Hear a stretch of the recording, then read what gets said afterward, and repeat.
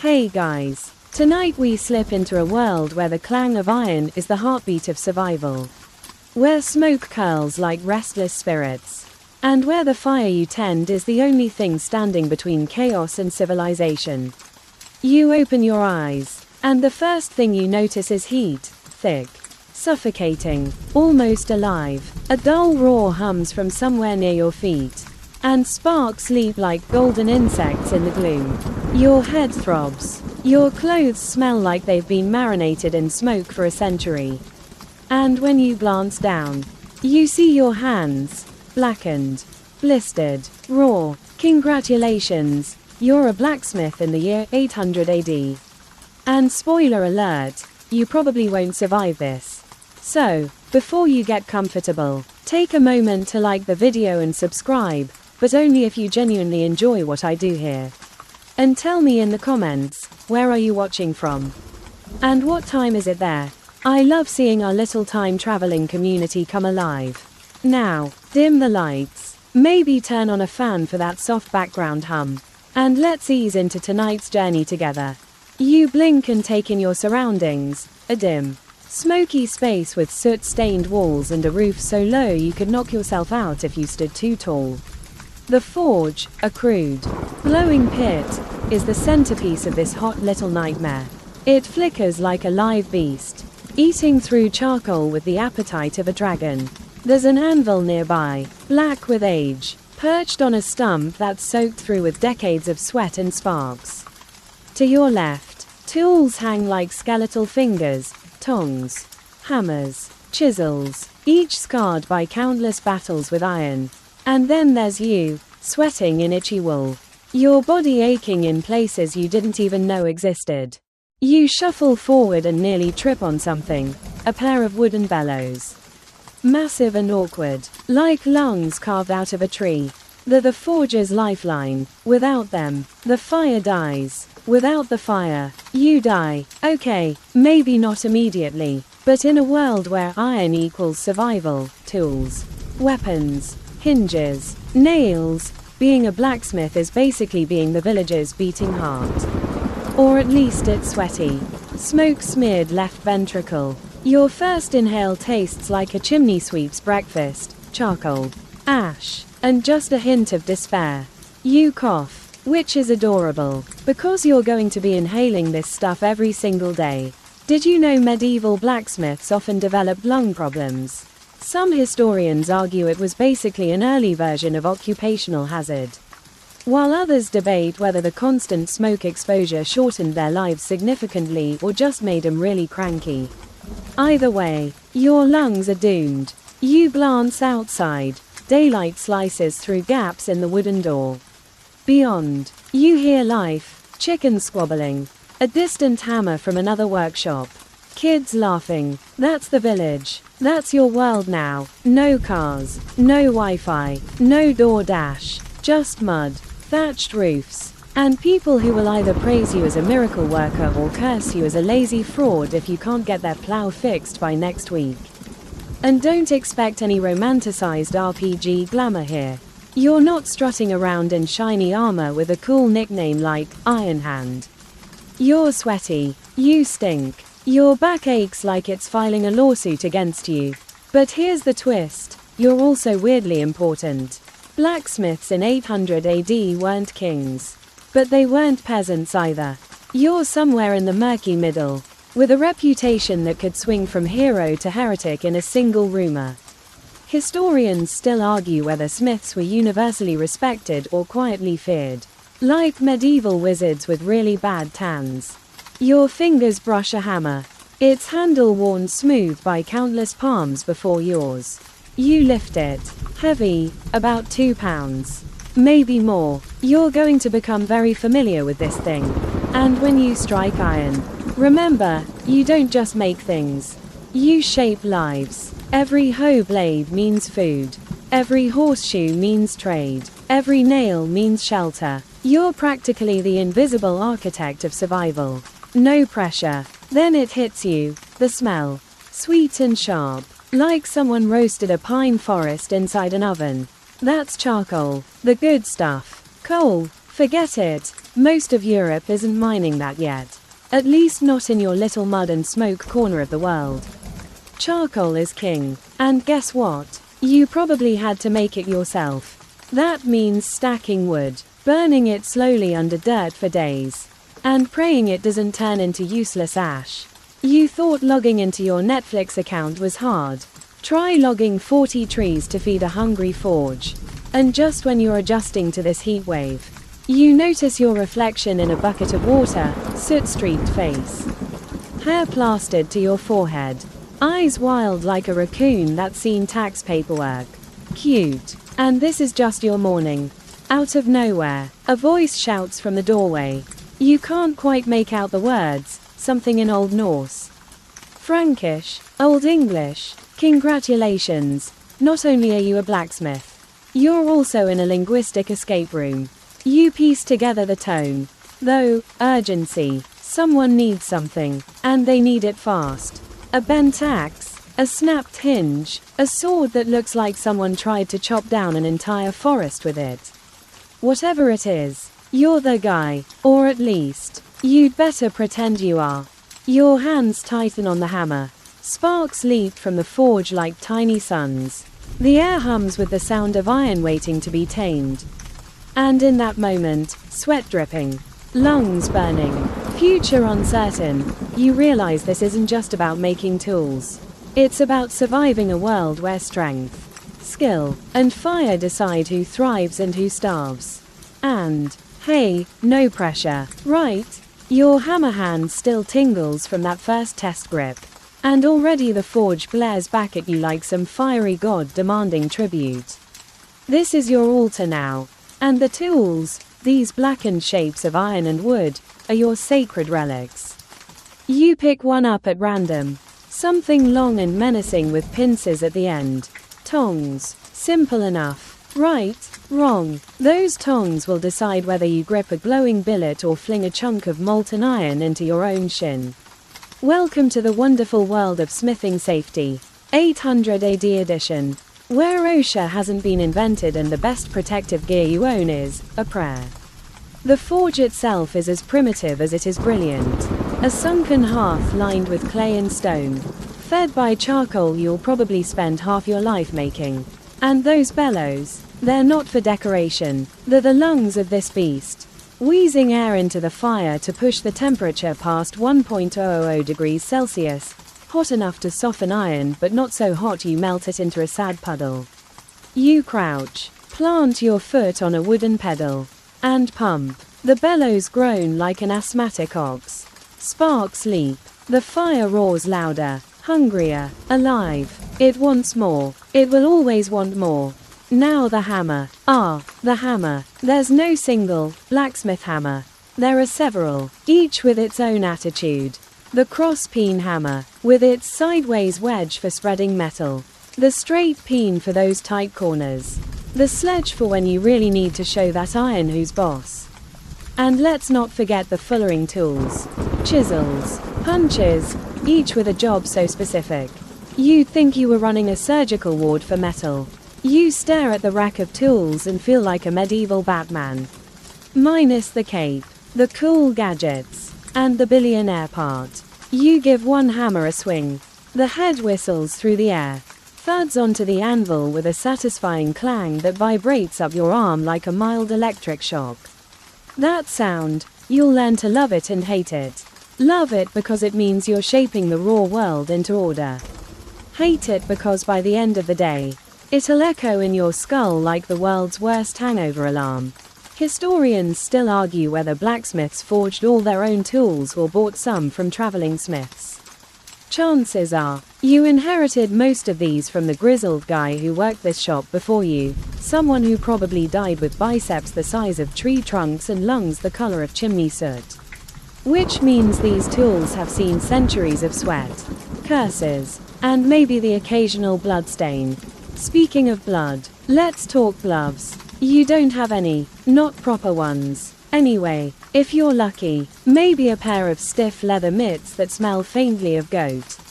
But mostly, you rely on calluses, reflexes, and the hope that the hammer lands on iron and not your thumb. Spoiler, it will land on your thumb. More than once. Congratulations in advance. You glance at the anvil, your new best friend. Heavy, solid, shaped like a cartoon stake with horns. Those little horns, they're for bending and shaping. The flat face, that's your battlefield. You'll spend hours hammering here, sweat dripping into your eyes, forearms screaming for mercy, until the ringing of steel becomes the soundtrack of your nightmares. And let's not romanticize this. Early medieval anvils were nowhere near as sleek as the ones in modern workshops. Some were little more than hunks of iron driven into a tree stump. If you're lucky, yours has a hardy hole for tool inserts. If you're unlucky, you've got a big rock. Good luck with that. Your eyes wander to a curious-looking trough filled with murky water. Quenching tank. That's where the magic, or the disaster, happens. Heat the iron until it glows. Dunk it fast. And pray it doesn't crack, warp, or explode like an angry soda can. Here's the quirky bit. Some smiths believe plunging blades into a living creature's body, yes, a cow, sometimes even a prisoner, made the steel stronger. Historians argue whether this was practical metallurgy or pure superstition. But either way, congratulations. You now live in a world where that was considered a reasonable Tuesday. You take another breath. The air tastes like you licked a barbecue pit. Your skin already feels sticky, coated in a fine layer of ash. And yet, beneath the discomfort, something stirs, a sense of control, of shaping chaos into order. You're not just heating metal. You're bending the bones of the earth to your will. If that sounds dramatic, remember, this is the early medieval period. A decent plowshare means the difference between famine and feast. A sharp axe means a roof over your head before winter devours the land. You're not making art, you're manufacturing survival. But let's not get too philosophical, you've got work to do.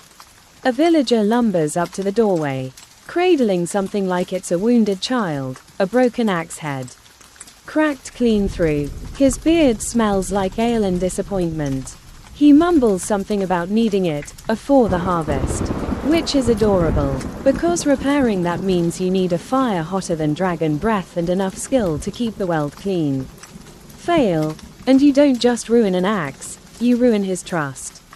And maybe he tells his friends you're a lazy, good-for-nothing hammer juggler, and suddenly your social stock plummets faster than your iron prices. So you nod, smile like you totally understand his dialect, and set the axe aside. You glance at the tools hanging on the wall, their silhouettes sharp against the glow of the forge. Each one is a promise, and a threat. Get it right, and you're indispensable. Get it wrong, and you're that guy everyone whispers about at the alehouse. The forge breathes louder now, bellows puffing like some prehistoric beast. You feel the heat kissing your cheeks, the anvil whispering for the first strike, the hammer heavy in your grip. And as you lift that tool, ready to tame iron with fire and force, you realize something terrifyingly simple. There's no undo button here. No quick save. No crafting menu with infinite retries. There's just you, the metal, and the roar of the flames. And you'd better make it count. The hammer rests in your hand like an accusation. But for now, you set it down and let your eyes wander past the smoke-streaked rafters to the slice of daylight peeking through the warped wooden door. Out there, the village hums, a low, earthy rhythm of clucking hens, creaking carts, and the occasional bark of a dog that thinks it's in charge of everyone. Welcome to your new neighborhood, where social rank isn't about follower counts or blue check marks. It's about land, lineage, and what you can do with your two hands. So where do you stand in this pecking order? Somewhere in the middle, like that weird cousin no one quite understands but everyone needs at family gatherings. You're not a lord, that guy's sitting in a timber hall at the edge of the village, sipping ale like it's liquid status. You're also not a dirt-smeared serf breaking their back in a barley field. You're a craftsman, and that gives you power, but also pressure. Because when the plow breaks, the horses lose a shoe. Or someone's favorite sword looks like it lost a fistfight with a tree. Who do they come running to? You, the man with the fire. The guy who, for better or worse, makes civilization possible one clang at a time. Sounds good, right? Well, yes and no. Let's start with the perks. You're essential. Villagers need tools, nails, hinges, knives, all of which flow from your smoky little kingdom. That gives you leverage. Some blacksmiths even worked for kings, forging swords for warriors whose job description was basically, don't die in the next raid. And when you hammer out a blade that gleams like moonlight, people notice, they whisper, they respect, sometimes, they fear. Which brings us to the awkward part. Blacksmiths had a whiff of the uncanny about them. You control fire. You shape earth. To folks steeped in superstition, that smells a little magical. Historians still argue whether smiths were seen as godly craftsmen or shady sorcerers with a side hustle in curses. Either way, don't be surprised if someone mutters a prayer when you walk by, or spits. Just to be safe. Now, about your living conditions. Forget the stone cottages from medieval postcards. You probably sleep in a timber shack slapped together from green wood and optimism. Attached to your workshop like a barnacle on a ship. Inside, a straw mattress crawling with enough wildlife to qualify as its own ecosystem. A chest for your meager possessions. And maybe a blanket that smells like old goat. That smell, yeah, it's never leaving. Get used to it. Your clothes aren't much better. A tunic of coarse wool that itches like a swarm of angry bees.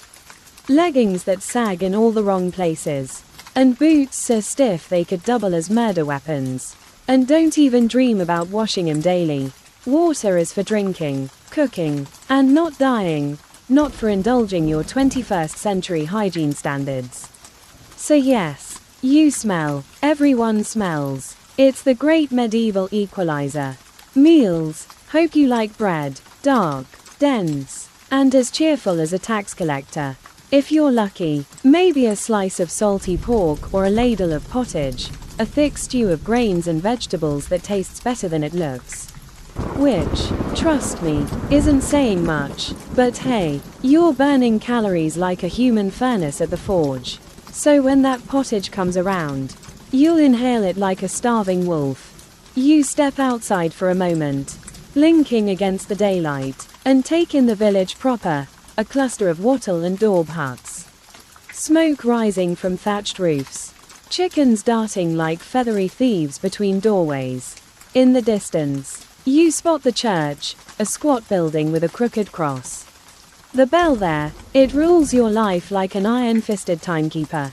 Work starts at dawn, pauses for prayers, ends when the light dies. And yes, you're expected to attend services. Because nothing says holy devotion like dragging your soot-smeared body to kneel beside the same guy who just yelled at you for bending his scythe blade. Speaking of yelling, let's talk customers, farmers, soldiers, the occasional traveling merchant. They all come through your smoky little office with their demands. Some are polite, others, think Yelp reviewer with a sword. A broken axe isn't just an inconvenience, it's a crisis. That means when you fail, or worse, delay, they don't just roll their eyes and leave a 1-star review. They tell the whole village you're useless. Word spreads faster than plague in a crowded alehouse. And suddenly, your queue of eager clients evaporates like water on hot steel.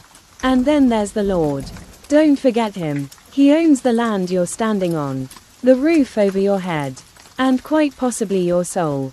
If he wants horseshoes for his prized stallion, you drop everything, even that farmer's plow blade you've been promising for a week, and get it done. Displease him, and best case scenario, you're fined into oblivion. Worst case, you're out of work, out of shelter, and wandering down a muddy road wondering if that monastery takes walk-ins. But it's not all doom and gloom. There's a strange pride in this grind. You feel it when the hammer rings just right. When the iron bends to your will. When a farmer smiles like you've handed him the keys to a kingdom because you fixed his sickle. And there's a rhythm to it. bellows whooshing, fire roaring, hammer singing, a heartbeat you share with every smith before you. In a world of mud and misery, that rhythm means permanence. You step back into your workshop. The forge snarls like a chained beast, waiting for its master. Smoke curls up, carrying whispers of charcoal and sweat. You glance at your tools, hanging like silent sentinels, and realize something. This isn't just a job. It's an identity, one that comes with blistered hands, a stiff back, and a seat at the table of history. You wipe your brow, grab the hammer, and grin despite yourself. Let them talk, let them judge. You're the blacksmith. The world turns on your anvil, whether they like it or not. The forge hisses at you like an impatient cat as you return to the heat. Its glow deepens to a fierce orange, pulsing under a mound of blackened charcoal. That's your next lesson. This monster is never satisfied. It eats fuel like a teenager at an all-you-can-eat buffet. And your job is to keep its belly full or watch your work turn into cold, unyielding failure. Here's the first hard truth. Coal, forget it. We're centuries away from widespread coal mining in most of Europe. Charcoal is your king, your currency, and your curse. It burns hot and clean, but it comes at a price, labor. To make it, you don't just toss wood into a fire and hope for the best. Oh no, you build a charcoal clamp, a dome of logs covered in turf and soil, leaving just enough vents for a slow, smothered burn. Then you babysit that thing for days, feeding and adjusting it so it cooks the wood into lightweight black gold instead of crumbling ash. It's basically the medieval version of slow cooking ribs, except the ribs are trees, and your dinner is survival. Quirky tidbit: some smiths swore by specific types of wood: oak for strength, beech for heat, claiming they gave the best charcoal. Others muttered about secret blends, tossing in herbs or animal bones like they were brewing a magical stew. Historians still argue whether those practices had real metallurgical effects or were just early marketing gimmicks, now with extra wolf bone for sharper swords. Charcoal secured. You face the next reality: storage. The stuff is fragile. Drop it, and it shatters into useless dust faster than a stale cookie. That means you need dry bins, which sounds easy until you remember your workshop is one roof leak away from being a swamp. And don't even think about skimping. A single forge session can devour sacks of the stuff like popcorn at a bad movie marathon. You kneel by the hearth, rake the glowing embers, and toss in fresh chunks of charcoal. They crackle, hiss, then settle into the bed like sleeping beasts. You grab the bellows, wooden boards hinged together with leather, creaking like arthritic knees, and start pumping. Air gushes through the tuyere, and the fire roars to life, leaping higher, brighter, hungrier. Your arms burn already, because these aren't dainty little fireplace bellows. These are full-body workouts disguised as tools. Want shoulders like a Viking warrior? Congratulations, you've got the regimen. The heat surges, sweat beads on your forehead, trickles down your back, stings your eyes. Your tunic clings to you like a damp rag. The air is thick, oppressive, tasting of smoke and scorched pine. You cough and laugh at the same time, because let's face it, this isn't just uncomfortable. It's dangerous. Blacksmiths weren't dying in battle, they were dying at the forge from heat stroke or lung damage. Some accounts even suggest long-term exposure to fumes caused a form of medieval smith's palsy, leaving hands trembling like leaves. Not exactly the heroic ending you pictured. Still, there's something hypnotic about this dance with fire. Pump the bellows, feed the beast, watch the metal glow like a captured sun. You grab a length of iron, raw, dull, lifeless, and thrust it into the heart of the blaze.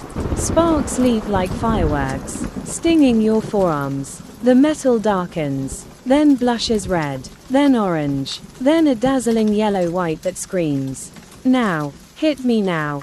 You drag it out with tongs, lay it on the anvil, and strike. Clang. The hammer's shock jolts up your arm.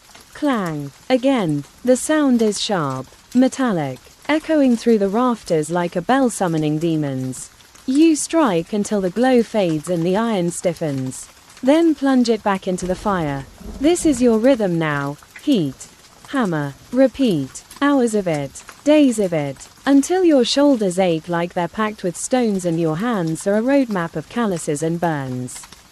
And yet, in this brutal simplicity, you glimpse power. You're bending earth to your will, reshaping nature's bones into tools of life and death. The plowshare that will coax grain from stubborn soil.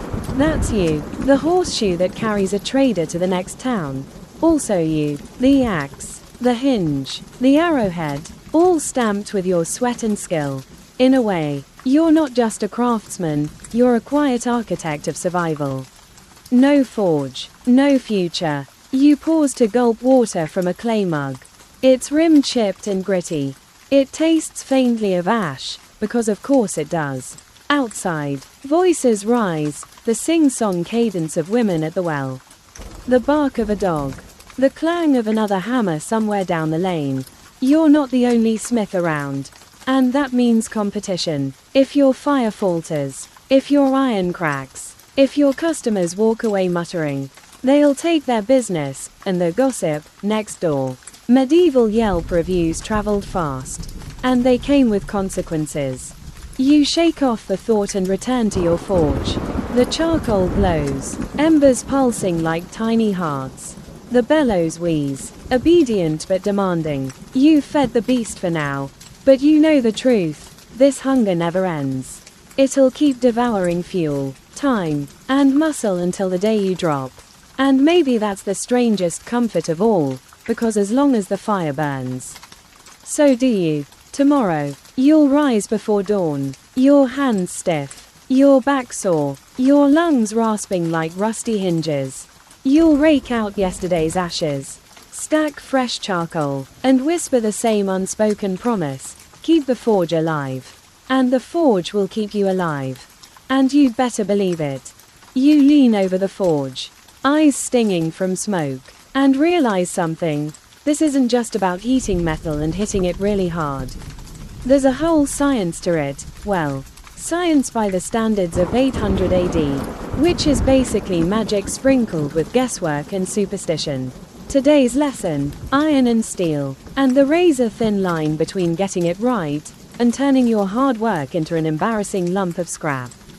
The bar of metal in your tongs isn't pure iron. Oh no, pure iron is too soft, like trying to build a house out of breadsticks. What you've got is bloom iron, straight from a bloomery furnace. The high-tech wonder of your age. Sounds impressive, right? Don't get too excited. Bloom iron is a spongy mess of iron and slag, riddled with impurities that laugh at your dreams of shiny swords. Your job is to beat, fold, and hammer it until it behaves. Like some medieval anger management therapy session. You toss it back into the forge and watch it glow, dull red. Then orange. Then the color of molten gold. Timing is everything. Too cold and the metal cracks like dry bread. Too hot and you burn out the carbon, leaving you with iron that bends like a wet noodle. There's no thermometer, no heat gauge, no handy ding like a microwave. Just your eyes and your instincts. Historians still argue whether early smiths could consistently judge the right heat by color or relied more on sound, the dull thud versus the bright ring when hammer meets iron. Either way, miss the mark, and you'll hear about it. Loudly, probably from the guy whose sword just snapped in battle because you were daydreaming. And then there's steel, that elusive, shimmering holy grail, a whisper of carbon added to iron. And suddenly, the stuff goes from butter knife to bone-splitting blade. Easy, right? Ha, you can't just sprinkle carbon on like cinnamon sugar. You need to coax it in during the heating process. Often by packing the iron in a carbon-rich casing, think leather scraps or bone dust, then leaving it to soak in the forge heat. How long? Hours, days, if you're really fancy, and even then, the result is unpredictable, because carbon is the diva of metallurgy, moody. temperamental, and always 1 degree away from storming off. Quirky tidbit: some smiths believed blood made steel stronger, animal blood, human blood, you name it, they'd quench glowing blades in a living body, claiming it sealed the soul of the weapon. Historians debate whether this was a legit hardening technique or just a gruesome PR stunt. But either way, congratulations, your new profession comes with side quests that sound like horror stories. You lift the bar from the fire and hammer it, sparks exploding in golden arcs. The anvil rings like a bell, each strike flattening imperfections, welding fibers of iron together. Sweat slicks your palms, your forearms tremble, and somewhere between strike 40 and strike 50, you realize this is less like making a tool and more like taming a beast, one that bites if you get cocky. And just when you think you've nailed it, figuratively and literally, along comes slag. Oh, slag, the clingy ex of metallurgy. It's that stubborn, glassy waste trapped inside your bloom iron, refusing to leave quietly. If you don't hammer it out, it'll lurk in your finished product, waiting for the perfect moment, say, mid-harvest or mid-battle, to snap your masterpiece in two. Cue angry customers, cue awkward apologies, cue you sleeping with one eye open because Farmer Bjorn swears by axe-based conflict resolution. So you hammer and fold, each strike a gamble in the great game of carbon. By the time you finish, your shirt is soaked, your arms feel like they've wrestled a bear, and your ears hum with the forger's metallic hymn. You quench the iron in the water trough, steam billows, hissing like an offended snake. The shock hardens the metal. But here's the kicker: quench too fast, and you make it brittle. Quench too slow, and it's soft as butter. Again, no manual, just instinct, prayer, and maybe a lucky charm tucked into your boot. Speaking of luck, you might have heard whispers about pattern-welded blades, those sexy, swirling designs that look like they belong in a museum. That's not just for show. It's an early hack to compensate for inconsistent steel. Forge welding layers of iron and carbon steel into a single blade, folding it like pastry dough until you've got something that looks, and fights, like a dream. Some historians say this art nearly vanished when crucible steel from the East started flooding Europe. But for now, it's your ticket to glory, or bankruptcy, depending on how many bars you ruin in the process. You set the finished piece aside, nothing fancy, just a flat bar that could one day be a knife, a hinge, or a door latch. It's humble, but it's progress, and as you wipe your brow with a sleeve blackened by soot, you wonder how anyone figured this out in the first place. Who looked at a chunk of ore and thought, if I dig it out of the ground, burn it in a furnace for days, smash it with a hammer, sprinkle in some bones, and plunge it into water, I'll get something useful. Whoever they were equal parts genius and lunatic.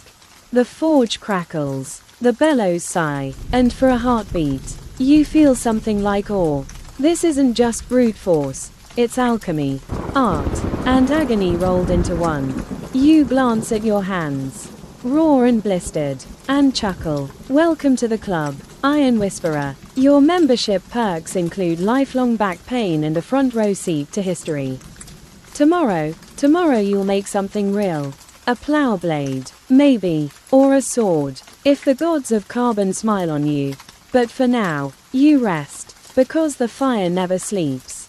And neither can you, not for long. The forge growls like a beast chained to the earth, spitting sparks every time you pump the bellows. You've spent days learning its moods, coaxing iron into obedience, whispering curses under your breath when slag clings like a bad habit. Now comes the part everyone thinks they know, the hammer dance. And spoiler alert, it's not as simple as hit metal, get sword. You lift the hammer again, your favorite one, the one that fits your grip like it was carved from destiny. Or maybe just because the other handle is splintered. Either way, this is your voice now, your rhythm. The hammer doesn't just strike, it sings. Each clang echoes through the smoky rafters, vibrating in your bones like a war drum. Villagers hear that song outside and nod knowingly. The smith is working. Civilization is safe. Or at least, their broken scythe might be fixed before next harvest. First up on today's playlist of pain. Nails. That's right. Before you start dreaming about swords gleaming like dragon teeth, you're making nails. Hundreds of them. Why? Because nails are the unsung heroes of medieval life, holding carts together, framing doors, patching boats. Without nails, everything falls apart faster than a Viking peace treaty. And here's the kicker, each nail is handmade. You heat a rod, hammer it flat, snip, and taper the end to a point. Then you square the head so it grips the timber. Repeat until your soul leaves your body. It's repetitive, brutal, and weirdly meditative, kind of like yoga. If yoga involved molten metal and permanent hearing loss. Once the nails are done, and your shoulders feel like 2 sacks of rocks, you move on to something meatier, a horseshoe. Sounds simple, right? Oh, sweet summer child. Horseshoes aren't just U-shaped hunks of iron, they're precision tools. Too loose, and the horse trips. Too tight, and you cripple a beast worth more than most peasants' houses. No pressure. You start with a flat bar. Heat it until it glows like a miniature sun. Then bend it around the horn of the anvil, shaping those graceful curves. You punch nail holes with a drift, hammer them clean, and pray the Lord's prized mare doesn't decide to throw a tantrum when the farrier nails this baby on. Quirky fact break. Did you know early horseshoes weren't nailed on like the modern kind? Some were hipposandals, basically metal slippers strapped on with leather. Historians still argue whether these were common in your time or if nailed shoes had already taken over. Either way, you're making the nailed version because it looks cooler. Next comes a hinge, a small job, but one that earns you respect. Doors need hinges, chests need hinges, gates need hinges, especially when you're trying to keep out wolves or, raiders. Making a hinge is like origami for maniacs. You flatten the iron, curl one edge into a knuckle, then forge the pin that slips through. You finish, and there it is, a simple thing, yet essential. You feel like a magician pulling order from chaos. Except instead of a wand you've got a hammer and a forearm that feels like it's vibrating out of its socket. And then, because the day isn't long enough, someone shows up with a broken blade, a short sword, chipped and bent, looking like it lost a duel with a boulder. You swallow hard. Repair work is delicate. Too much heat, and you ruin the temper. Too little, and the blade stays weak. You heat the bent section, hammer it straight, and hope the metal doesn't crack. It's a gamble every time. Like medieval blackjack, except the stakes are life, death, and your reputation at the alehouse. By now, your body feels like it's melting into the dirt floor. Sweat slicks your skin, dripping into your eyes. The heat pounds at you like a living thing, curling up your lungs, wrapping around your throat. The forge's roar fills your head until it drowns out everything, the chatter of villagers outside, the bark of dogs, even the church bell that marks the passing hours. Time means nothing here. There's only fire and iron, hammer and hand. You pause to stretch your aching back, glancing around the workshop. Tools hang like silent judges, their shadows twitching in the firelight. On the floor, sparks die like tiny stars. You wonder, briefly, if this is what monks feel in their cloisters, a trance. A surrender to ritual, except instead of chanting prayers, you're beating glowing metal with a hammer the size of a small child. Same vibe, different soundtrack. And here's the kicker, you're not just making objects. You're making promises. Every hinge, nail, and horseshoe says, "You can trust me." Every repaired blade whispers, "Your life is safe in my work." Mess up, and it's not just a broken tool, it's a broken faith. In a world where famine and violence lurk like wolves at the door, trust is currency, and you're minting it with every strike. The light outside softens to gold, then fades to ash, You should stop. But you don't. The forge still glows. The metal still sings. And some stubborn spark inside you wants one more perfect piece before the day dies. So you grip the hammer, square your stance, and raise your arm. One more strike, one more song, one more promise hammered into the bones of the earth. And when you finally douse the fire, when the last ember sighs and darkness pools in the corners, you step back and look at the day's work. Nails, hinges, a repaired blade, a horseshoe waiting for its mate. Not glory, not riches, but enough to keep the village turning one more day. Enough to keep you standing, soot-streaked and smiling like a lunatic under the cold, indifferent stars. Tomorrow, you'll do it all again, because the hammer waits, the fire breathes, and your rhythm never ends. The night is heavy and damp when you crawl into your straw mattress. Muscles screaming louder than a drunk at the alehouse. You smell like a campfire that lost a fight with a swamp. Your fingers twitch even as you try to relax, still echoing with the ghost of hammer strikes. And guess what? Dawn's coming for you like a tax collector. Sleep isn't a luxury, it's a temporary ceasefire. You wake to the grey light of early morning slipping through the cracks in the wall. Roosters scream their usual battle cry, and your body protests with every movement. Your hands are swollen, cracked in places where blisters surrendered during yesterday's labor. Welcome to your workout routine, 0 yoga, all deadlifts. You shuffle to the forge and rake out last night's ashes, their faint heat brushing your fingers like whispers of fire. Then it hits you, breakfast. And by breakfast, I mean something so depressing it makes instant oatmeal look like a royal feast. You grab a wooden bowl, scrape up a ladle of pottage left from yesterday, a grey, gluey mess of barley and beans, and wolf it down cold. Maybe there's a crust of bread if the mice didn't stage a heist overnight. You dream of butter. Butter laughs in your face. Outside, the village yawns awake. Smoke curls from low chimneys. Women head to the well, balancing buckets with a grace that makes your hammer arm ache in shame.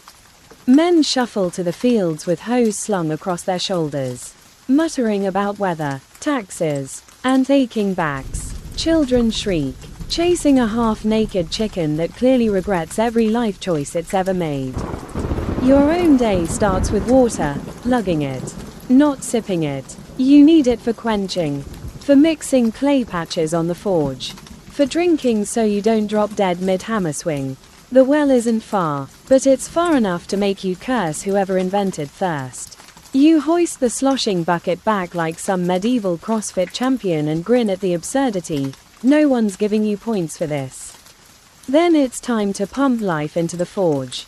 You heap charcoal into the hearth, coax the embers to wake, and start the bellows' eternal wheeze. The sound fills the shop like a sleeping beast learning to breathe again. Slowly, the heart of the forge glows, shifting from sullen grey to a molten eye.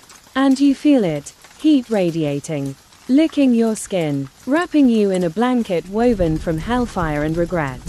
And right on cue, the first customer of the day darkens your doorway, a farmer in mud-caked boots, clutching a broken plowshare like it's a dead pet. His face is weathered, lined by years of squinting at uncooperative soil. He doesn't smile. Farmers rarely do. They know life is one long wrestling match with famine. He drops the iron on your bench with a clang and mutters something about needing it by sundown.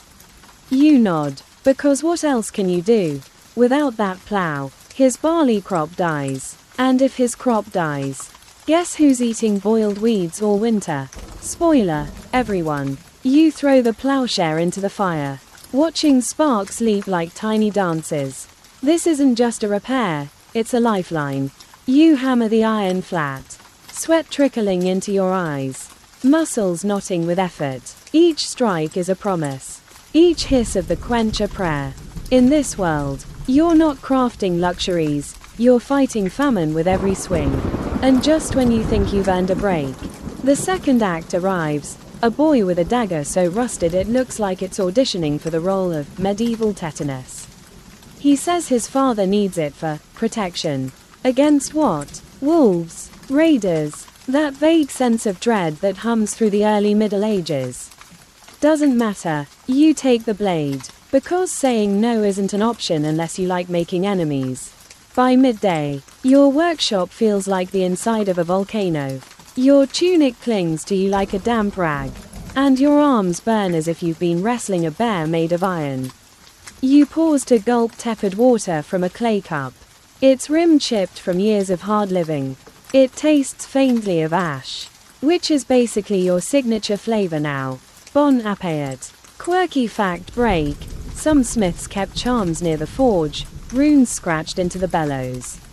Bits of bone dangling from the rafters, because fire is fickle. And superstition is cheaper than failure. Historians still debate whether these were practical traditions or early branding. But hey, if a carved rune makes the forge behave, you're not complaining. The sun drags toward evening, painting the doorway with slanted gold. You finish the plowshare, deliver it to the farmer, and his nod is your paycheck. Coins? Maybe. If he's flush. More likely, you'll get a sack of grain or a slab of smoked pork. Barter rules here, and let's be honest, you can't eat silver. Finally, the forge dies to a dull glow, and you sit on a stump, muscles humming like overworked bellows. Outside, the village settles under a sky bruised with twilight. Somewhere, a dog barks. Somewhere else, someone's singing a tune so mournful it makes your bones ache. You stare at your blackened hands and laugh softly. This is it. This is life. Hard, hot, relentless, and weirdly beautiful. You drag yourself back to your hut, flop onto your straw mattress, and close your eyes. Tomorrow you'll do it all again. Because in this world, the hammer never sleeps, and neither can you. Not for long. The bell tolls before sunrise. Low and mournful, dragging you from a shallow sleep filled with dreams of glowing iron and the rhythmic clang of steel. Your back protests as you sit up, straw crackling under you like brittle bones.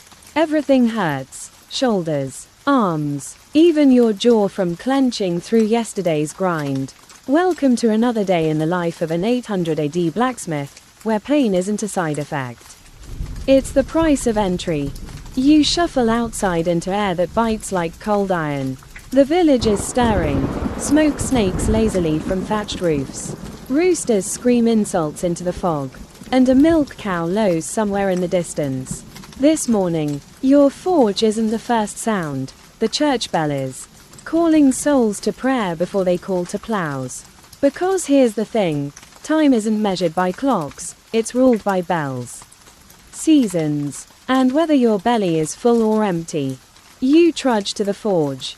Boots squelching in mud that seems determined to eat you alive. The workshop smells of yesterday, charcoal, sweat, and that faint metallic tang that clings like guilt. The embers in the hearth are dead. You rake out the cold ashes, hands stiff, and start rebuilding the fire. Charcoal first, then tinder coaxed to flame with the patience of a saint or a lunatic. The bellows groan awake, their leather lungs wheezing air into the heart of the beast. Slowly, reluctantly, the forge exhales heat again, licking your face like a furnace-breathing dragon. Breakfast is the same sad tune, barley pottage. Yesterday's bread if you're lucky. Maybe a lump of cheese hard enough to double as a weapon. You eat leaning against the anvil, staring at the forge like it owes you money. Your life isn't about leisurely meals. It's about keeping the fire alive. Because no fire means no work. And no work means no food. And today's work, a mix of the mundane and the mildly terrifying. First up, nails. Always nails. You forge a dozen before the first hour passes. Hammer ringing in steady, almost hypnotic cadence. The sound carries through the village. A signal that the smith is alive and the world hasn't collapsed yet. Then comes the farmer with a bent scythe blade, muttering about weeds that grow like the devil's beard. You heat it, hammer it straight, quench it with a hiss that smells faintly of despair. But the real thrill arrives mid-morning. When a stranger ducks into your smoky den, a man in a patched wool cloak. Eyes sharp as a raven's. On his hip, a sword, chipped and dull, hanging in a scabbard that's seen better decades. He places it on your bench with a thud that feels heavy in more ways than one. "Can you fix it?" he asks. Voice low, like the question itself might start a fight. You study the blade. Pattern welded. By the look of it, layers of iron and steel folded into a subtle wave. Now scarred and pitted from hard use. Whoever this man is, he's no farmer, raiders, mercenary, either way, this isn't just metal. It's history humming under your fingers. Repairing it isn't work, it's risk. If you botch this, you don't just lose a customer. You make an enemy who solves complaints with sharp objects. You nod slowly. It'll take time. You murmur, trying to sound more confident than you feel. He grunts, tosses a small pouch onto the bench. Inside, silver pennies, glinting like little moons. Real money, enough to buy meat for a month or charcoal for 2. Your pulse quickens. This job could make you, or break you. So you set to work. You heat the blade until it glows like molten sunrise. Hammering out the chips, drawing the edge thin, folding where the cracks run deep. Every strike feels like a gamble. Every hiss of quenching like rolling dice in the devil's game. You whisper a prayer under your breath, half to God, half to the iron, and when it's done, when the edge gleams like a sliver of winter sun, you breathe out a laugh that sounds almost like relief.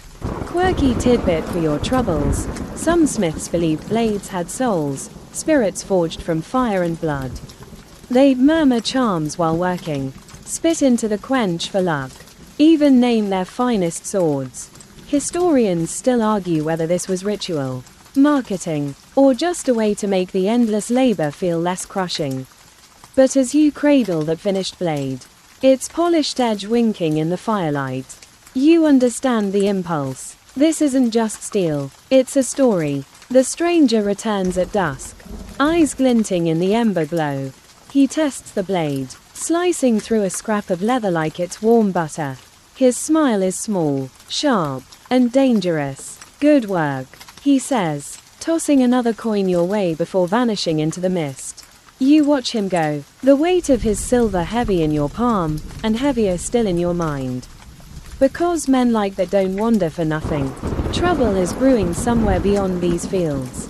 And sooner or later, it'll come knocking. The forge crackles softly in the dark as you sit, hands trembling from fatigue and adrenaline. You stare into the embers and wonder, not for the first time, if this is all you are. A hammer hand, a fire whisperer, a maker of things that kill as often as they save. The question burns almost as hot as the coals. And tomorrow, you'll wake and answer it the only way you know, with fire. Iron, and the steady music of the anvil. The night air is damp when you step outside the forge, soot streaking your face like war paint. The mist clings to the earth, curling low between the thatched roofs of sleeping huts. For a moment, you just stand there, listening. The world feels too quiet. No hammers, no bells, no barking dogs, just the whisper of wind across the empty fields. And then you hear it, a distant horn, faint but sharp, slicing through the fog like a blade. You freeze, breath snagging in your throat. That sound isn't for weddings or market fairs. It's a warning, a cry that something wicked stirs beyond the hedgerows. Raiders, maybe, or worse. You strain your ears, counting heartbeats, until the silence folds in again like a smothering cloak. By the time you crawl into your straw bed, the village hums with unease. Shadows flit behind shutters, mothers hush crying children, men sharpen blades that haven't seen daylight in months. You lie there staring at the rafters, heart drumming, and think about the stranger who walked into your shop yesterday with that sword scarred by 100 fights. Did he know something you didn't? Probably. Men like him don't just wander, they move with the smell of blood on their heels. When dawn comes, pale and sickly, the fear hasn't lifted. You can taste it in the air like iron on your tongue. The forge calls, as relentless as hunger. But today your hammer isn't just making tools, it's making lifelines. The first knock at your door isn't a farmer with a broken plow. It's the reeve, the village's voice of authority, looking grim enough to curdle milk. We need spearheads, he says flatly, and fast. Your stomach knots. Spears mean trouble. Spears mean someone expects to fight. You nod, because what else can you do? Say no and you might as well pack your tools and vanish before nightfall. So you stoke the forge, pile in charcoal, and breathe life into the beast once more. Flames leap, hungry and wild, as if sensing the urgency. You draw out iron bars, heating them until they glow like captured suns. The bellows groan under your grip, air whooshing through the tuyere in steady blasts. Each time you pump, the fire snarls louder, licking up the chimney with a hiss that sounds almost like laughter. And then comes the hammering, strike after strike, shaping raw bars into deadly points. Sparks fly in golden arcs, stinging your arms, peppering your boots. Sweat runs down your back in rivers, pooling at the small of your spine. Hours blur, the shop fills with heat, smoke, and the metallic music of iron under assault. Villagers drift in, wide-eyed and silent, watching you work like a man possessed. You barely hear them over the roaring in your ears, the roar of fire, the roar of fear. Because let's be honest, every clang on that anvil is a drumbeat in a song that ends with blood. Quirky tidbit to lighten the gloom: early spearheads weren't just sharp sticks of iron, they were often socketed, designed to fit snugly onto wooden shafts.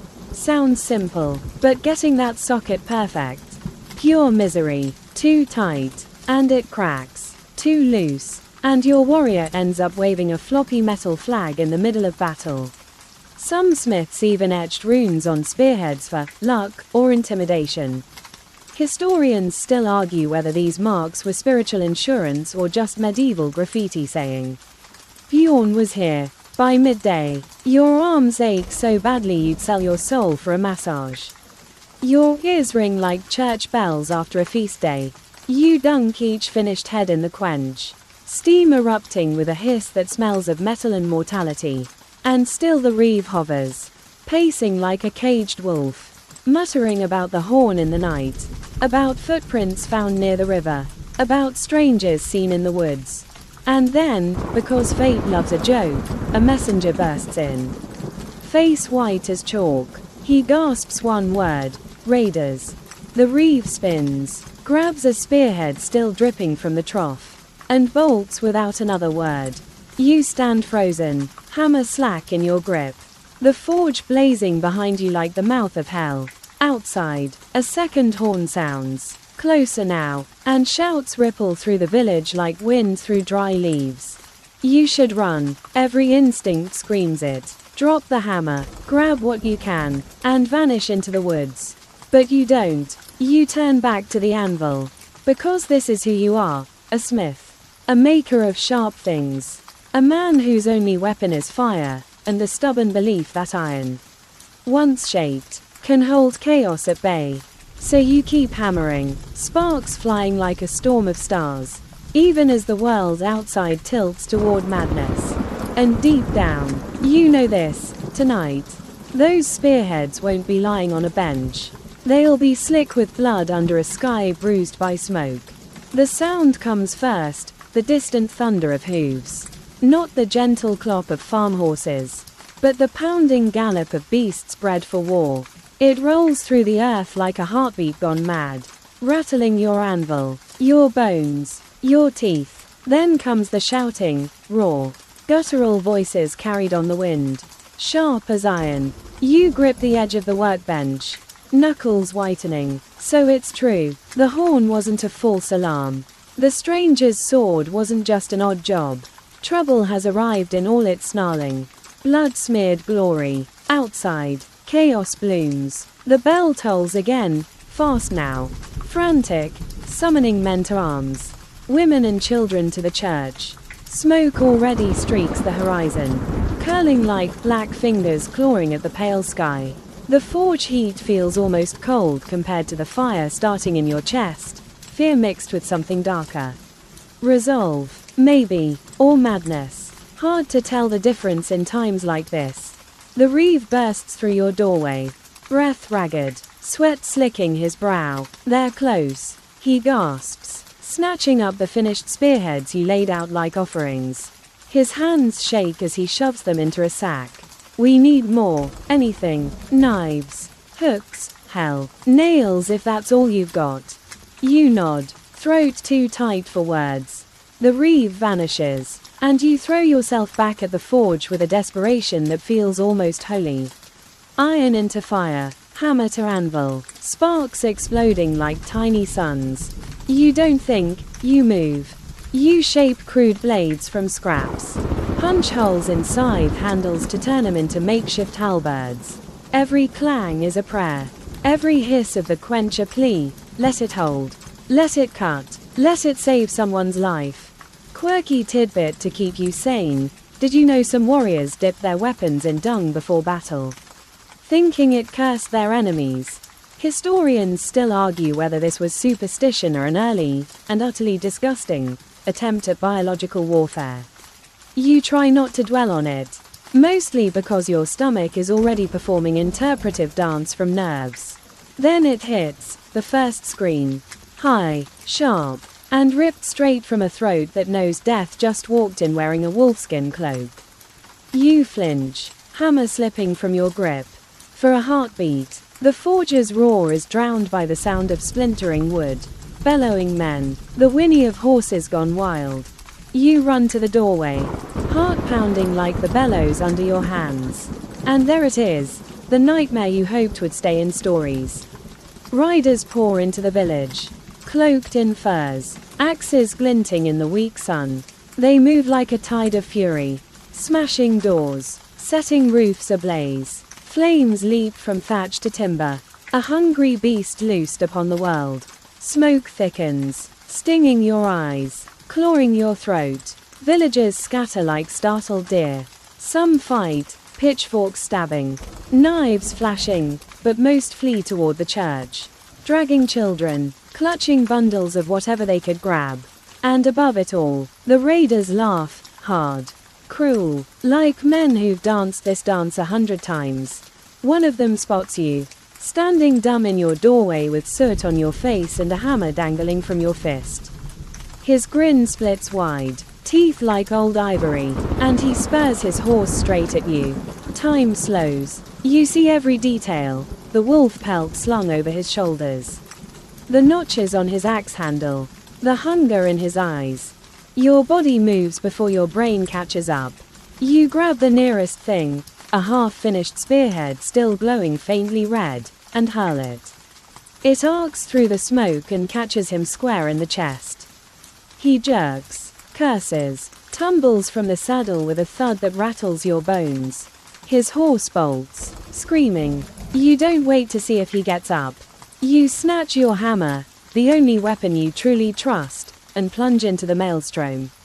The world becomes noise and fire, men shouting, women sobbing, steel biting flesh. You swing, and the hammer lands with a sick, meaty crunch that vibrates up your arm. There's no grace here, no technique, just survival carved from muscle and panic.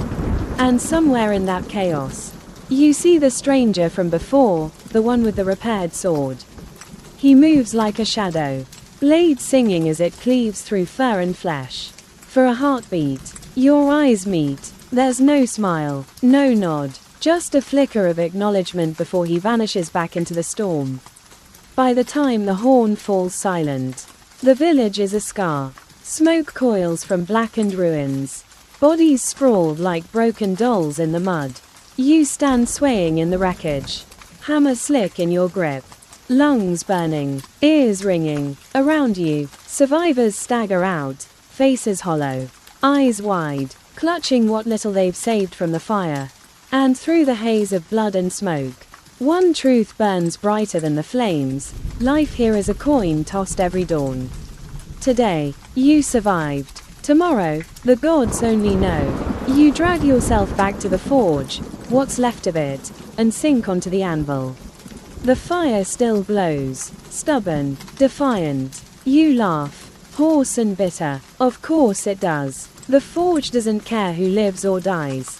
It only knows hunger. And so do you. The air stinks of smoke, blood, and fear. You sit slumped against the anvil, watching the last tongues of fire lick at your forge like a starving dog gnawing bones. Outside, the night hums with the low moans of the wounded and the hollow clatter of debris shifted by shaking hands. The raiders are gone, melted back into the mist with stolen grain, livestock, and lives, but their shadow clings to the village like soot. You push yourself upright, every muscle screaming. Your arms ache like they've been flayed. Your head throbs in time with your heartbeat. And your clothes. Well, let's just say you'd lose a fight with a washtub. You stagger to the door and look out. The world you knew, quiet lanes, neat thatch, laughter drifting from hearths, has been gutted. Roofs sag blackened, walls gape like broken teeth. And in the center of the square lies a shape you try hard not to see. Historians still argue whether early medieval raids were about survival or greed. But tonight, standing in this ruin, it doesn't matter. Motives don't change the smell of burning thatch or the sound of a child crying for a mother who won't answer. You force yourself to move. The survivors gather in clusters, huddled forms in the fire's ghost light. Women whisper prayers, their voices frayed with exhaustion. Men trade grim vows of vengeance between sips of weak ale that tastes like ashes. The reeve limps past, blood matting his hair, and mutters orders, rebuild, bury, prepare, because that's the rhythm of this world. Disaster strikes. And you answer with stubborn, grinding survival. And you've got work to do. The forge may have been spared the worst, but your tools lie scattered like the bones of a fallen beast. Tongs twisted, hammers dented, bellows split down the seam. You pick 'em up one by one, hands moving on muscle memory. Because what else is there? Grief is heavy, but iron is heavier, and right now, lifting iron feels like the only way to keep from drowning. You patch the bellows with scraps of leather, stitch by fumbling stitch. Your fingers raw and clumsy. The sound of the needle punching holes is oddly soothing, a soft, steady rhythm in the middle of ruin. Next, you scrub soot off the anvil until its face gleams like a ghost of better days. The forge breathes again under your coaxing, flames flaring up as if mocking the darkness outside. And here comes the irony, after a day soaked in blood. You're back to shaping metal, because life in 800 AD doesn't pause for trauma. Tomorrow, the plowshares must bite the earth again. Spears must stand ready for the next storm. You hammer until your arms quake, until sparks blind you and sweat drips from your nose onto the glowing iron, sizzling like tears. Quirky tidbit for your trouble: some smiths believe the forge fire had a spirit, angry if ignored, generous if fed. They'd leave offerings of ale or bread on the hearth after raids, hoping the fire would guard the home. Historians still debate whether this was faith or habit. But tonight, you pour the last of your ale into the flames anyway. Call it superstition, call it hope, call it sheer desperation. Midnight drapes its black cloak over the village, and the moans quiet to whispers. You step outside, breath steaming in the chill, and look up. The sky is clear, sprinkled with stars so sharp they look like holes punched through the fabric of night. You wonder if anyone up there is watching, or if the gods have long since turned their backs, leaving men to burn, bleed, and hammer in the dirt. The reeve finds you there, face grey with exhaustion. He lays a hand on your shoulder, heavy, warm, trembling, and says, "We'll need more weapons." His voice is flat, scraped hollow by grief, but there's iron in it too. You nod, because you knew this was coming. The raid wasn't an ending, it was a beginning. Back in your workshop, you sit on the stump, staring at the anvil glowing in the forge light. Tomorrow, you'll make more than hinges and nails. Tomorrow, you'll make war, and in that quiet, with the world still reeking of death, You can't help but laugh, a low, bitter chuckle that sounds almost like surrender. Because here's the truth no one carves into history books. Being a blacksmith in this age isn't about glory. It's about endurance. It's about bending iron, and yourself, without breaking. And the night whispers back in the crackle of flames, don't break. Dawn creeps in slow, grey, and cold, dragging with it the sour smell of smoke and the weight of silence. You wake stiff and sore, sprawled on your bench with a hammer for a pillow because you were too tired to crawl to your bed of straw. Your clothes still reek of sweat and ash. Every muscle feels like it's been beaten with your own tools. You stand, joints popping like green wood in a fire, and shuffle outside. The village is a scar under the bruised sky. Blackened beams jut like broken ribs from the skeletons of houses. Chickens peck nervously among the ashes, their feathers smudged grey. A dog noses at something in the dirt. You don't look too close. The church bell, bent and blackened from smoke, hangs mute as if mourning with everyone else.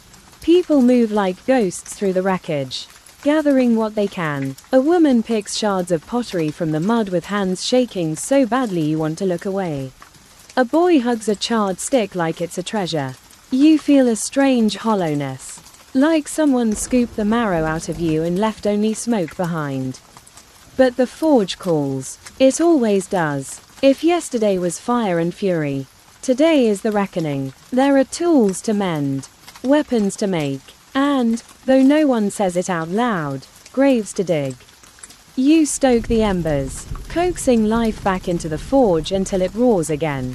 An angry sun in a black world. Your first task isn't glamorous. Nails. Lots of nails. Because every house torched by raiders needs beams and planks. And planks need nails. So you set to it, drawing out iron bars, hammering them thin, cutting, tapering, heading. The rhythm returns. Clang. Turn. Cut. Quench. An old song in a broken world. It feels almost like prayer. The hammer a rosary of iron beads. By mid-morning, the reeve shows up with a face like weathered oak and eyes ringed with sleepless nights. We'll need more spearheads, he says, voice raw, and axes, as many as you can turn out. His tone isn't a request. It's an order carved from fear and necessity. You nod. Words seem too small for this moment. And so the day becomes a blur of glowing metal and flying sparks. You forge spearheads by the dozen, hammering them into sharp leaf shapes, punching sockets that smoke when quenched. Next come axe blades, broad, curved, brutal. These aren't tools for chopping wood, they're for splitting skulls. And the thought gnaws at you. Every edge you sharpen is a future scream waiting to happen. Quirky tidbit, some early axes had beards, extra long lower blades for hooking shields or yanking legs from under enemies. Historians still argue whether this design was genius or overkill. But when you hold a half-finished one in your hands, you can't deny the savage elegance. The forge becomes your battlefield. The fire roars like a berserker. The bellows gasp like dying lungs. And your hammer is a war drum beating out a promise: we will not break. Sweat pours down your back, soaks your tunic, stings your eyes until the world swims in heat haze. Your arms feel like sacks of lead, but you keep swinging because stopping isn't an option. Around noon, the reeve sends boys to haul your finished work to the green, where men are drilling with clumsy determination. Spears jut like a bristling hedge. Shields hammered from barrel staves flash in the pale sun. You catch glimpses of faces, hard, grim, carved by grief and rage. These are farmers and herders yesterday. Today, they are soldiers, whether they like it or not. And then there's the stranger, the man with the sword you reforged. He moves among them, barking orders, showing how to hold a spear, how to brace against a charge. His voice cuts through the clamor like steel, sharp and sure. You wonder who he really is. A mercenary, a fugitive, or something darker, like a wolf wearing human skin. As dusk slides in, painting the smoke-stained world with bruised gold, you slump on your stool, arms trembling like overstrung bowstrings. Around you, the forge glows like a defiant heart, sparks swirling in the gloom like fireflies of war. You drink the last of yesterday's water, lukewarm and tasting faintly of ash, and stare at the weapons piled like bones in a charnel house. Nails, axes, spearheads, all humming with potential violence. And for the first time, you wonder if the iron in your blood is starting to outnumber the flesh. Outside, voices rise in the twilight, not laughter, not song, but the harsh cadence of men practicing death. You close your eyes, head tipped back against the soot-streaked wall, and whisper the only prayer you know, that tomorrow, the hammer's song will drown out the war drums. But deep down, you already know the truth, war is coming, and you're the one writing its music. The morning air tastes like iron and wood smoke. When you step outside, the village feels different, not just broken, but braced. Men cluster on the green, spear shafts upright like a forest of defiance. Women move briskly between cottages, binding wounds, baking rough loaves, stitching tears in tunics that might soon rip wider under the strain of battle. Children watch with wide, unblinking eyes, their laughter burned away by what they saw 2 nights ago. And in the center of it all, the stranger drills them. His voice is cold steel, cutting through the mist, knees bent, shields high. Again, his movements are efficient, brutal, like a man who's danced this dance so often it's become second nature. Watching him twist, slash, parry, you know one thing for certain, this is no farmer who happened to wander by. He's a blade honed by years of blood. You should be helping with the drills. Maybe, instead, you're chained to the forge. Because that's the cruel joke of your trade, no matter how loud war drums beat. Your battlefield is fire and iron. The bellows wheeze, the flames roar, and your hammer becomes the metronome of a dirge. Today, it's shields. The reeve brought scavenged boards from barns and broken wagons.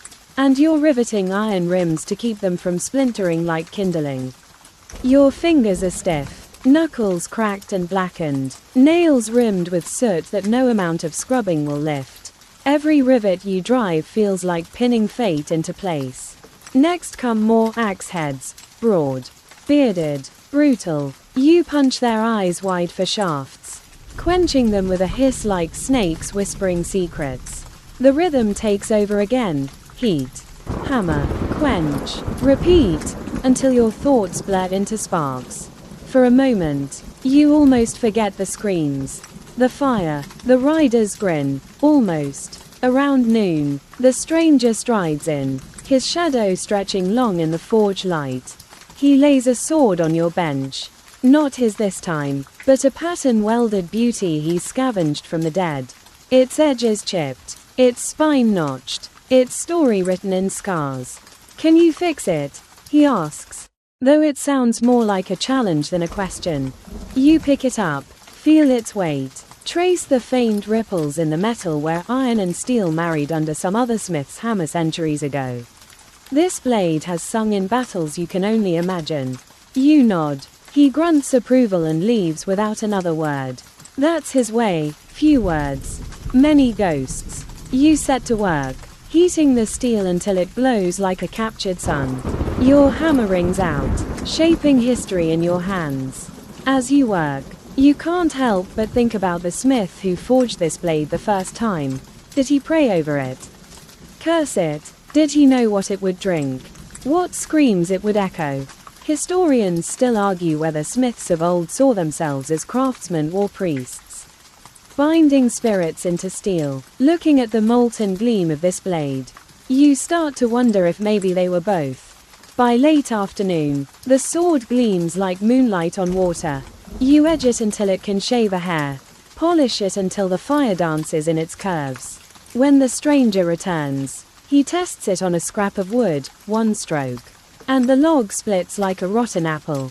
He nods once, slow and solemn, and for the first time, you think you see something in his eyes. Not warmth, exactly, but maybe respect. Or maybe he's just cataloging how useful you are if everything goes to hell. Quirky tidbit to chew on. Some warriors believed blades had names and moods.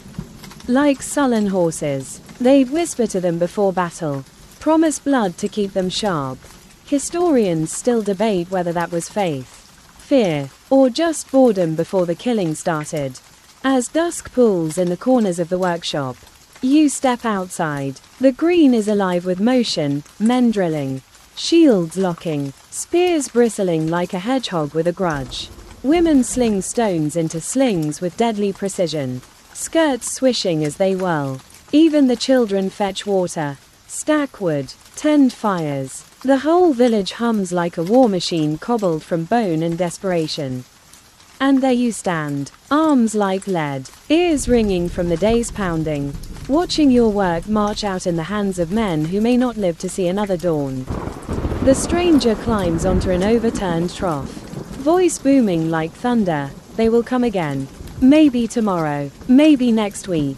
But when they do, we stand. No fire, no plunder, no chains. We fight. A ragged cheer rises, not joyful, but jagged, like broken steel scraping stone. You feel it then, deep in your marrow. This isn't just survival anymore. It's a vow, and your hammer, heavy and warm in your grip, is the oath you've sworn without speaking. Night falls, deep and dark, pricked with stars like cold sparks. You return to your forge, throw more charcoal on the fire, and whisper to the flames the way old smiths did, guard us. Hold fast. And the fire whispers back, soft and sly, feed me, and I will. The night is thick and restless. You sleep in snatches, dreams tangled with sparks and screams. Each time you jolt awake, the forge fire is still glowing like an amber eye in the dark. Watching, waiting, when dawn finally seeps in, pale and bruised, you're already at the anvil, hammer in hand, because stopping now feels like courting doom. The day begins not with chores or greetings, but with strategy. The reeve calls a council in what's left of the longhouse, a half-charred skeleton patched with damp hides. You're there because, like it or not, the weapons start with you. The air inside is heavy with smoke and fear. Men stand in a circle, grim faces lit by a shaft of weak sunlight stabbing through a gap in the roof. The stranger, your mystery swordsman, leans against a beam, arms folded, eyes hard as flint. They'll return, he says, voice low but sharp enough to draw blood. They tasted weakness. They'll want more. His gaze sweeps the room, pinning each man like an insect on a thorn. We give them fire instead. The plan is brutal in its simplicity. Fortify the green. Dig ditches. Raise barricades of timber and stone. Archers, what few there are, on the ridge. Spears in a wall. Shields locked. It sounds almost civilized when they say it. Like war can be organized if you stack enough logs in the right shape. But you know better. You've seen what chaos smells like. As soon as the council scatters, the village explodes into motion. Axes bite into trees, sending chips flying like wooden snow. Carts creak under loads of logs and stones. Women braid ropes, twist straw into torches, lay pots of pitch by the fire. And you run back to your forge. Because in the great wheel of panic, you are the spoke of iron. The stranger brings you a new commission, arrowheads. Dozens of them, sharp as spite and twice as cruel. You heat, hammer, quench, hammer again. Your movements mechanical, relentless. The forge roars, a greedy god swallowing fuel as fast as you can feed it. Your arms throb, your hands blister, but you keep going because every arrow you finish might tip the scale between life and ashes. Quirky tidbit for your smoky thoughts. Some smiths carved secret marks on weapons, symbols of strength. Whispers of luck. Historians still argue whether these were magic charms or just signatures for pride's sake. You find yourself scratching a spiral on a spearhead before you even realize you've done it. Call it charm, call it hope, call it the twitch of a man staring into the jaws of doom. By midday, the green looks like a fortress hammered from desperation. Barricades rear up, bristling with sharpened stakes. Ditches gape like hungry mouths. The stranger drills the men again, voice cracking like a whip, shields tight, spears forward. You are not farmers now, you are a wall of death. They move awkwardly at first, but the rhythm starts to bite. Fear is a forge, and it hardens men faster than fire. And then, because fate loves a cruel flourish, the lookout's cry splits the air, smoke on the ridge. You drop your hammer and bolt outside. There it is, smearing the horizon like a black smear on a pale canvas. Smoke, thick and oily, curling upward where the tree line swallows the sky. And under it, a sound you know too well. Hooves, many of them, beating the earth like war drums. Closer and closer, until the ground itself seems to tremble beneath your boots. The reeve shouts orders, voice ragged with urgency. Men snatch shields and spears. Women drag children to the church. The bell tolls wild and frantic. You seize the nearest weapon, a spear fresh from your bench, and run toward the barricade with the rest. The green seethes with motion, bodies, blades, fear boiling over into raw, sharp focus. And then you see them, raiders, pouring down the ridge in a black wave. Furs streaming, axes gleaming, teeth bared in grins that curdle your blood. They howl as they come, a sound torn from the belly of the world. And in that moment, you understand something that books never tell you. War isn't banners and glory. It's mud sucking at your boots, piss freezing down your legs, and a certainty like a hot nail through the skull that you might die screaming in the next 60 seconds. The stranger strides past, sword in hand, face carved from stone. He throws you a look, not fear, not pity, but a spark that says, stand, or burn. Then he's gone, swallowed by the tide of bodies as the first arrows hiss through the air like angry snakes. The world erupts, a clash of iron, a shriek of rage, a storm of screams and splintering wood. You ram your spear forward and feel it hit something soft. Then wrench it free as hot wetness splashes your hands. There's no time to think, only move, swing, survive. The forge fire still burns in your veins, hammering with every heartbeat. And as chaos engulfs the green, one thought blazes in your mind, sharp and savage as any blade. If this is the end, let it be loud. Time unravels. Seconds stretch and snap like molten iron under a hammer. The world is nothing but sound, steel on steel. Hooves pounding mud. The crack of splintering shields. You are inside it now, swallowed whole, and the taste is copper and smoke. Your spear is gone, wrenched from your hands by some snarling beast of a man who rushed past in a blur of fur and fury. You stumble back, nearly tripping over a body sprawled like a ragdoll in the churned earth. He's one of yours, or was. His eyes are wide, staring at something far kinder than this field of ruin. You snatch up a fallen axe, broad-bladed, heavy as sin, and swing it with both hands as another raider lunges.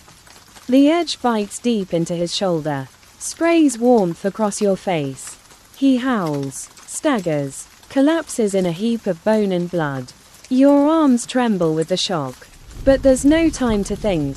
Another comes, and another. It's a tide, and you're a rock, clinging to the earth while waves try to tear you away. Around you, the green is hell. Flames leaping from rooftops. Arrows stitching the air. Men grappling in the mud like beasts. The smell is worse than any forge. Sweat, smoke, shit, blood. You gag, swallow, swing again. Sparks of pain burst behind your eyes as something slams into your ribs, an axe. Glancing off your leather jerkin, you wheeze, stagger, then bring your hammer up in a wild arc that caves a skull like an eggshell. For a moment, just a sliver, you glimpse the stranger. He moves like a storm-given flesh, his sword flashing in great, hungry sweeps. Raiders fall around him like wheat under a scythe. For a heartbeat, hope flares in your chest. Maybe, just maybe, you can hold. Then the barricade buckles. Too many of them. Too few of you. The green becomes a whirlpool of screams. A raider barrels into you. A mountain of muscle with teeth like tombstones. You crash backward into the mud. His knife flashing down, only for him to jerk, convulse, and topple sideways with an arrow sprouting from his throat. You scramble up, wild-eyed, to see the Reeve standing on the ridge, bow in hand, face twisted in something between fury and despair. You fight on, because what else is there? Each swing is agony now. Your arms are lead. Your lungs are bellows wheezing smoke. The world narrows to inches, to heartbeats, to the hammer's bite and the red mist blooming with every blow. And then, silence. Sudden, shocking, like the forge fire snuffed out in an instant. You blink through sweat and blood, ears ringing. The raiders are gone, or dead. The survivors stand panting amid heaps of ruin, eyes wide, faces streaked with soot and tears. The stranger leans on his sword, chest heaving, his cloak slashed to ribbons. He meets your gaze across the carnage. There's no smile, just that same hard spark. You lived. You drop the axe. It lands with a dull thud, sinking into the mud like a stone into dark water. Your hands shake so badly you can barely wipe the blood from your face. And then you laugh, a ragged, broken sound that tastes of iron and ashes. Because somehow, against the odds, you're still standing. But victory, if you can call it that, is bitter. The green is a butcher's yard. The church bell lies cracked in the dirt. Fires smolder where homes once stood. And the cries of the wounded rise thin and keening into the evening air. You limp back to the forge. It's still there, blackened, battered, but standing. The fire glows low, patient, like it knew you'd return. You sink onto the anvil. Let the heat kiss your cracked hands. And think, this is what endures. Not men, not vows, not even blood. Fire and iron, that's all. The stranger appears in the doorway, a silhouette against the dying light. They'll come again, he says softly, not a threat, just truth. You nod, because you already know. In this age, peace is a breath between storms. And storms always return. When he's gone, you feed the forge. Charcoal, breath, fire, the same old ritual, older than memory. Sparks leap, bright as stars. And you wonder if those ancient smiths were right, if every blade holds a spirit.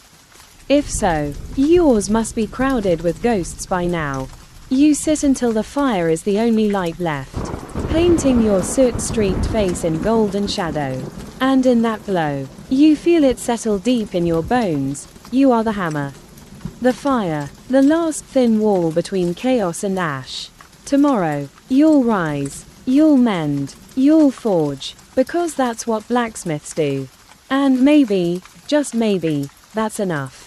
And now, as the echoes of battle fade and the forge whispers softly in the dark, let your mind loosen its grip on the hammer, the blade, the weight of survival. The fire still glows, but it's gentle now, no longer a roaring beast. Just a quiet heart pulsing warmth into the stillness. Listen to it, that low crackle, the hush of air, the steady rhythm of coals shifting. That's your lullaby tonight. Picture the village wrapped in shadow, its scars softened by moonlight. Smoke curls lazily into the star-pricked sky. But the wind is calm, and the world, broken though it is, feels hushed, like a held breath between storms. The stranger is gone, the men are silent, the green empty but for the pale gleam of frost. Somewhere, an owl calls, low and lonely, and beyond that, nothing but the sigh of the earth cooling under the velvet dark.